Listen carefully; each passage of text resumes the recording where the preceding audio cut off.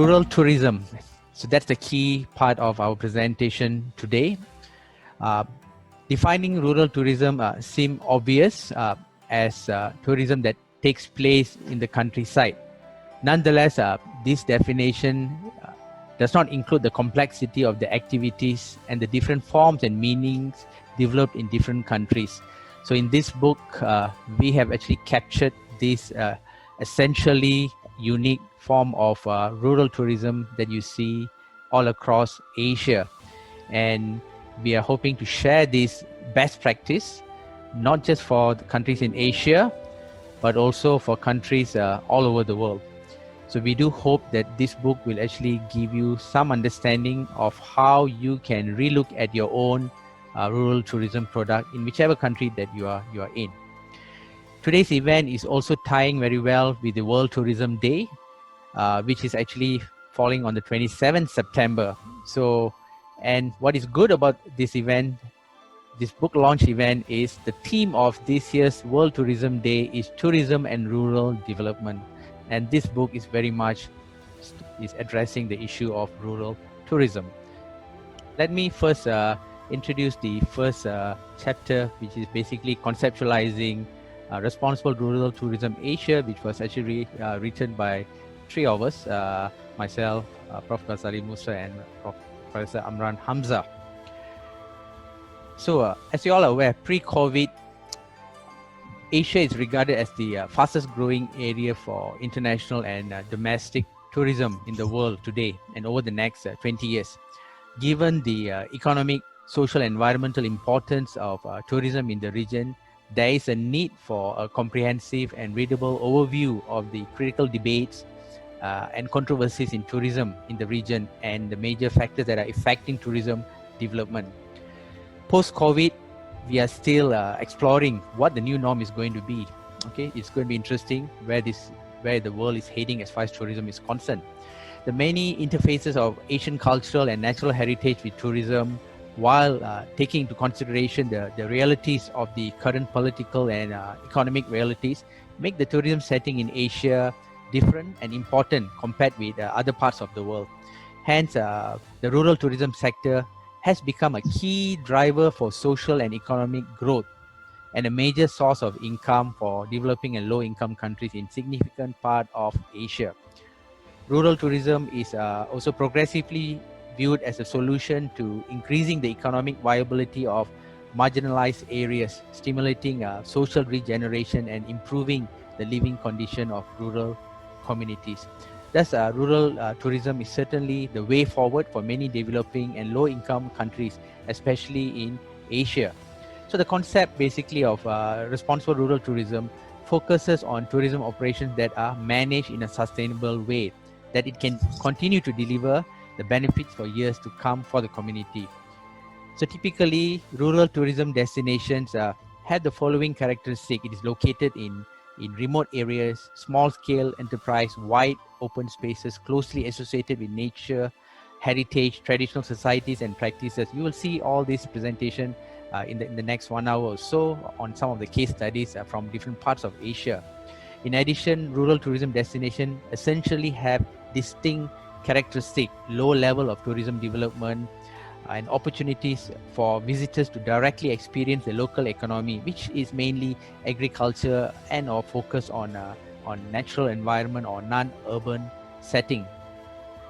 Subsequently, the growth of tourism industry throughout the years has created an increasing amount of stress economically, socially, and environmentally, as the carrying capacity or limit of these destinations is not checked or adhered to. Nonetheless, the concept of rural tourism has melded with mainstream tourism in many destinations in Asia. As a result, rural tourism as a niche tourism product has lost its distinctness in many parts of the world. So without careful attention to the balance between the volume and type of rural tourism activity and the sensitiveness of the limit of the resources being developed, tourism projects can be not only environmentally harmful, but also economically and social culturally self-destructive. So understanding these complex dimensions that work in Asia, which may be similar or different from other parts of the world, is critical for the global sustainability of rural tourism destination. Hence, rural tourism in Asia has its own uniqueness that attracts tourists from the Western world to experience the harmony, okay, that you see in terms of culture, the environment, and the microeconomy of the local community. In short, achieving sustainability does not mean that the destination's quality of life will be lost. What sustainability does is it just changes the mindset and value towards a less consumptive lifestyle in any destination. This lifestyle is critical to the success of the many rural tourism destinations. I'm sure you've seen this diagram, the triple bottom line that focuses the three P's, the profit, the planet, and the people, and trying to find the right balance. So in many destinations, the three pillars of sustainability quite often obscure the real relationship between the economic, the social, and the environment. Can they then be regarded equal in all ecosystems?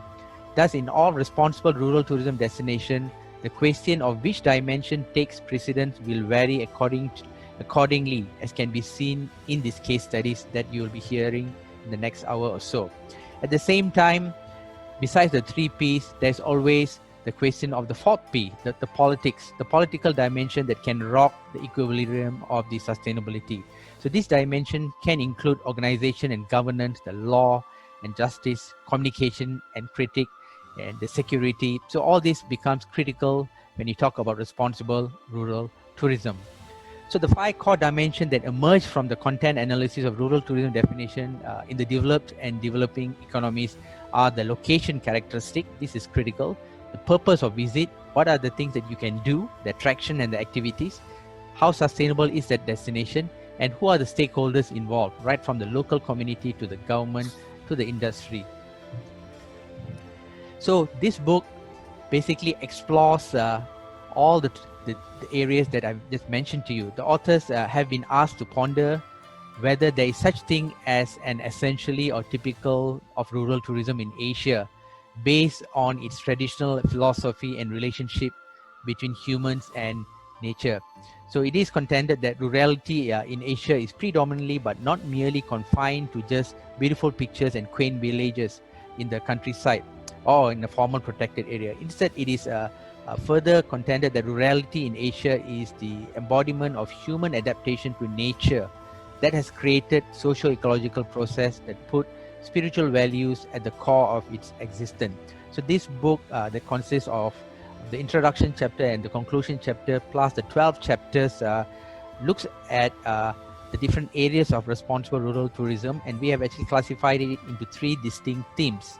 The theme 1 looks at the harmony between human and nature in molding rural tourism in Asia. So we have case studies from Bhutan and China that looks into this.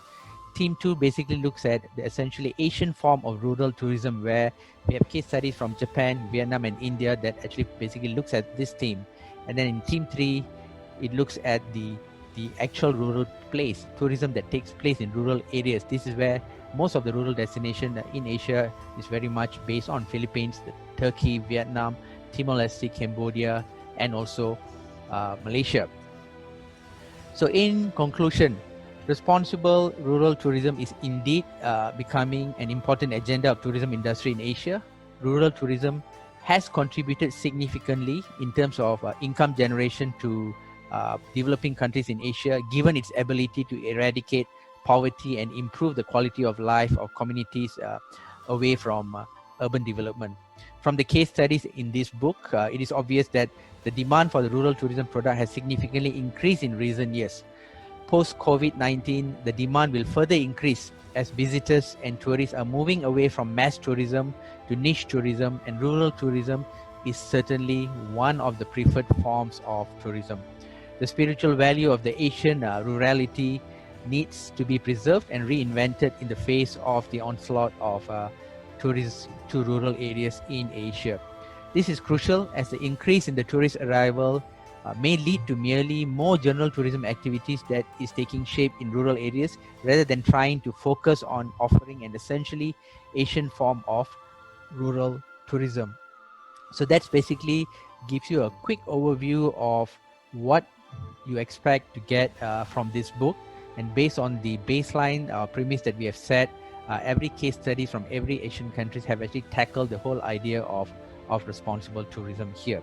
What we've been looking at with the Bhutan case study is this Bhutanese concept of gross national happiness. So Bhutan is the smallest country we're representing here today. Bhutan is in the Himalayas, got about 750,000 inhabitants here. And as already said in the introductory presentation, we're looking at an area with a predominantly rural population and a large proportion of subsistence agriculture as well. Bhutan has been enjoying a consistent economic growth over the years, and a large part of that is down to tourism. I've summarized very briefly here the concept, the vision behind Bhutanese tourism, which is very much tying into the idea of sustainable tourism, of green tourism, and very much centered around the concept of having high value, low volume tourism. However, if you're looking at the numbers here, what I've put is the tourism report of 2019.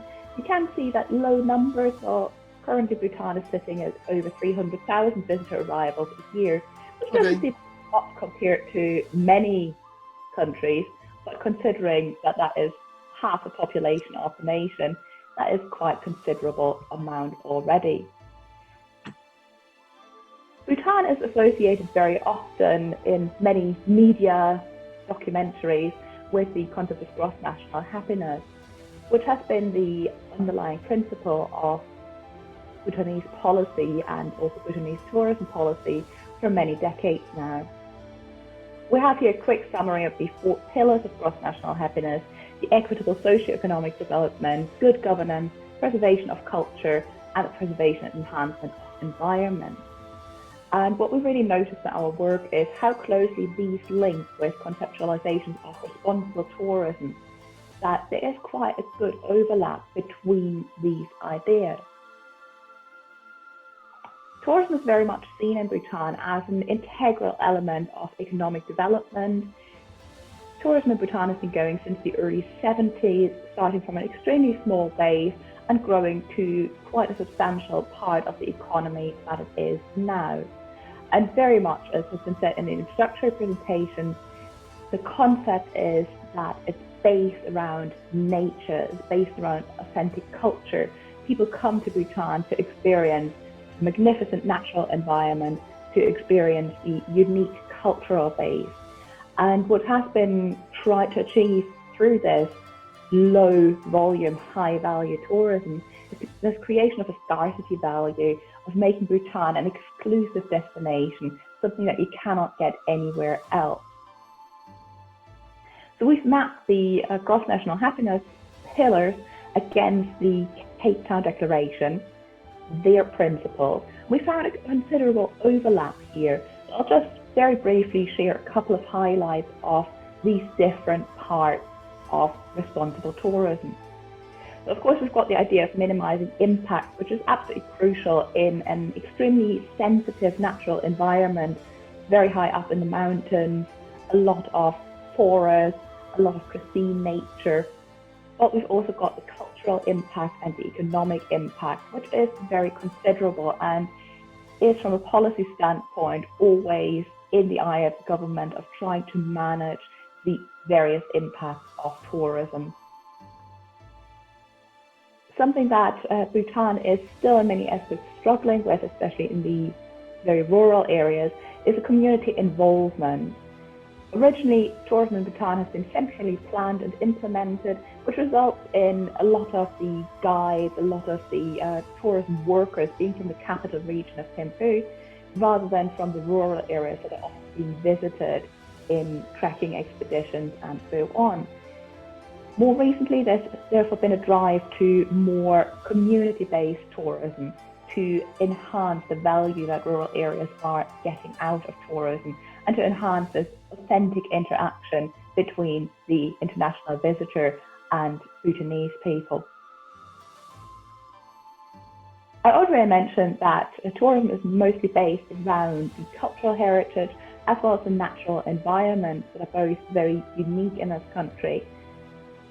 There's a strong tie-in here with this community-based tourism to enhance this scarcity value, that special something that is very much part of a journey to Bhutan, a visit to this nation. Of course, there's still the influence of outside cultures. Bhutan is absolutely not something that a lot of people still see it as this extremely closed-off nation.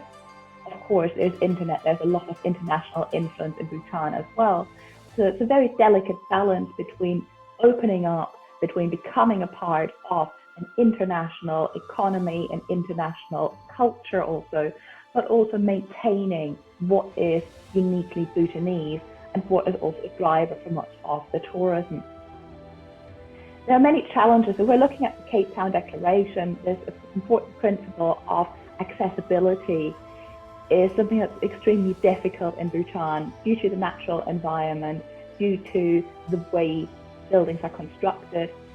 However, a lot of guidance from important tourism guides like Lonely Planet Guide shows that it is possible to travel in Bhutan with physical handicap due to a lot of help rather than good infrastructure. So there is definitely room for improvement, particularly in rural areas where travel can be very, very difficult if you have accessibility issues. There's a lot about pride and respect within this culture-based tourism, but there's also concerns about dilution of culture due to that increasing impact of tourism, that increasing interaction with international visitors. And there's also the idea of what are we actually trying to do here? Are we preserving the entire nation as a museum to itself in a way? Are we allowed to move forward rather than just reflecting something, an idealized Shangri-La, if you will, of what this amazing nation is supposed to look like to the eyes of international tourists? So there's a lot of debate on how can we develop culturally consciously. In conclusion, Bhutan is attempting to be very much a place that is using tourism for economic development, that is also using tourism for an appreciation of the unique nature and culture, but there are also issues within this. Responsible tourism is very much enshrined in the national philosophy and has a very good national tourism policy that takes into account aspects of responsibility, be that from the natural side, be that from the cultural side. However, there's still room for improvement, particularly we're looking into the community-based tourism to get a broader base of Bhutanese involved in this development and to also really foster the understanding of the assets that we've got in rural areas, particularly with the nature, tying into various case studies of making use of opportunities within the natural environment, within the flora and fauna that is really part of a massive tourism asset. So that was a short insight into our chapter on Bhutan, our case study into this cross-national happiness philosophy and its ties into what responsible tourism in a predominantly rural nation in Asia actually means. So thank Now, you know, tea is mostly produced in rural areas, very often remote areas. So the local issues are an aging rural population.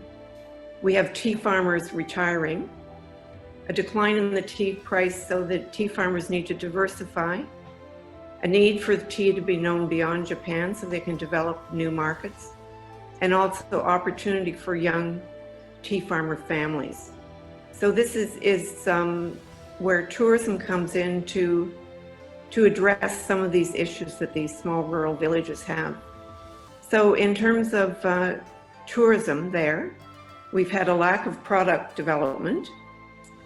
Some available products are niche experiences at a high entry price, limited capacity, sensitive natural and cultural environment. So really the need for responsible tourism, seasonality, and also language barriers. This was just our framework for our analysis of our case studies. And I'll give you some references at the end. So we use the integrated rural tourism theory. So these are the areas of Japan that produce tea. And our case studies were in Shizuoka, Kyoto, which is the Uji tea region, and Nagasaki. So the first case study, I only have 2 slides I'm going to talk about, is in Higashi Sonji, which is in Nagasaki. So at the point that we did the research in 2018, 6 tea farmer families had formed this green tea association, where they had these objectives to share tea with visitors and with the world. And of those 6 families, 3 families were hosting a homestay and giving tours. So very small. They only each had 2 rooms. But moving forward to 2020, what's happened there is that other tea opportunities have been introduced, and they've been assisted by the co-founder of Kyoto Obubu Tea Farms in Wazooka. And you're going to hear about that in a few minutes. And they have established the Nagasaki Ikadori Tea Project. So they've just had their first virtual online tour session recently. Our other case study, which is Wazooka, in 2018, there was some tea tourism was happening there. Wazooka is in the Uji tea region. So Kyoto Tourism refers to this as the cradle of Japanese tea. It's listed on the list of Japan's most beautiful villages. And Kyoto Obubu Tea Farms, which is a social enterprise, had been starting to develop some tourism there with the community in terms of internships and tours. There was a very small tea festival, 1 day annually. This year it's going to go virtual, some interpretive signage, and some small tea-related businesses, so shops, cafes, 1 bed and breakfast, and a municipal, interestingly enough, a municipal guest house. So moving forward to 2020, this is a bit of a development update. And if you look at the picture of the Japanese Tea Master course, you'll see me standing next to the person on the far right, who's Matsu, who's the co-founder of Kyoto Obubu Tea Farms. So they had established a Japanese Tea Master course, a residential 2-week course. They've now founded the Global Japanese Tea Association with tea fellows and member activities. And during COVID, activities have quickly pivoted from in-person to online, with a Meet the Tea Farmer session and an introduction to Japanese tea. So this was just our case study comparison, which you can see in the book, which I think still holds, although the development has moved further along in terms of responsible rural tourism. Well, everyone must agree with me about the heterogeneous nature of the term community in CBT. So the finding from our chapter tried to indicate that understanding the community characteristics, and more importantly, like recognize the community shared values, is the first step, is the fundamental step before any further action in the community planning and development. And doing this way would help to co-design applicable physical approach for the development of the CBTs in rural areas of Asian countries. So hopefully the finding from our chapter could help to provoke new ideas about understanding and studying the tourism development from the cultural aspects. And by bringing the co-authorship with the practitioners, Ms. Huyền Nguyễn, I believe that this is the best way to collaborations between the academia and practitioners to, in the one way, like enhance the academia insights about the topics of tourism development, CBT development as responsible rural tourism. And in the other hand, it could help to bring up the blueprint for the tourism practiced in Asian countries. This is the locality that we're talking about. It is a forest reserve on the northern region of Malaysia. It is at the border with Thailand. And this whole forest reserve is about over 300,000 hectares. And as you can see here, the Royal Balloon, this is a state park, and the rest, the Magor, is also a forest reserve. Now, just a brief picture of the locality, and because the area had been flooded for the building of hydroelectric dams, and as a result, there are many islands dotted all over the area. And the geographical characteristic of this area will have implication on the tourism governance. Now, so basically, when you talk about a governance framework for rural tourism, it should ideally protect the environment, grants the local community livelihood, and also it should not be conducted in a way that is destructive of their cultural identity. And ultimately, it should promote their social well-being. Now, of course, that's the ideal. But the problem is that, as some of the other presenters and other chapters have mentioned, you have the problem of environmental degradation in protected areas where rural tourism is conducted. And when it comes to Belum Temagor, the main problem is this. Although the area happens to be integrated, the upper part of Belum Temagor happens to be a state park, and the state park is very protected. The governance structure is, I would say, imposes pretty stringent requirements when it comes to visitor entry and so on. And therefore, the area is well protected. Now, however, when it comes to Temagor, there are also vast areas that have been excised by the government so that logging activities can occur there. Now, as a result, you actually have campaign, help save Temagor. Now, why would that be the case if this is a forest reserve? Unfortunately, like I say, the status of the forest reserve can be changed sometimes so that certain areas have been opened up for economic exploitation. Now, at the same time, those areas are still pristine areas, or rather used to be pristine areas that were important for tourism. So obviously, you're beginning to see that there is two dichotomous regime of governance, and that's obviously not ideal. So what happens when you have two different governance structure for an area that happens to be integrated and highly interconnected? Well, you're going to have quite a lot of problem, amongst other things. The lack of consultation with the rural communities, especially the indigenous communities, meant that for the areas that were opened up for logging, the state government was not aware that those areas were also important for tourism. So there's obviously lack of consultation, and very few people from the local community benefited from employment opportunities. When it comes to entrepreneurial development, that's pretty much minimal.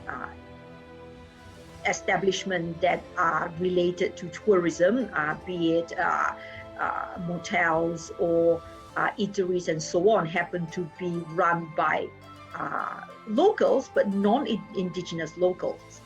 And of course, where areas that were also important for tourism happen to be opened up for logging activities, this leads to the question of to what extent the local people have stewardship over their environment.